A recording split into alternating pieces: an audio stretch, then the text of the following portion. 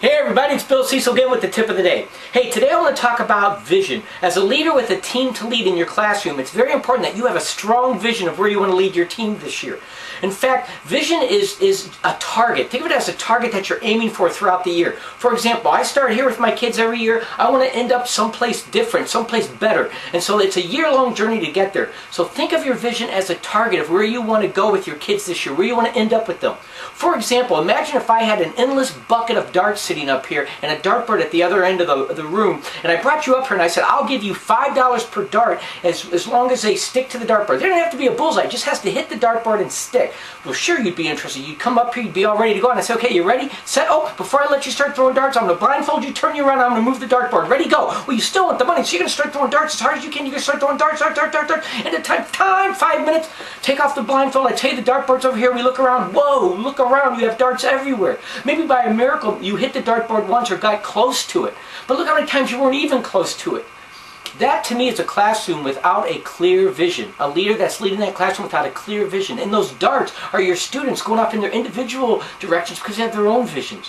What you want to do is you want to harness that energy in your classroom and all go forward together in a certain direction.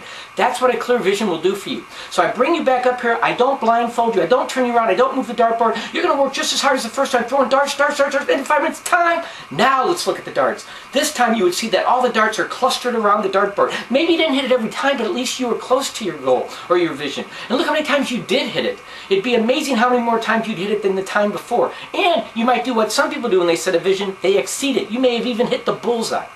That's what you want in your classroom. You want a vision of where to aim your energy with it as a team this year so you can get there. For me, my vision is every year that I want to create a positive, safe learning environment for my students where they can work together to achieve team goals while striving for individual best.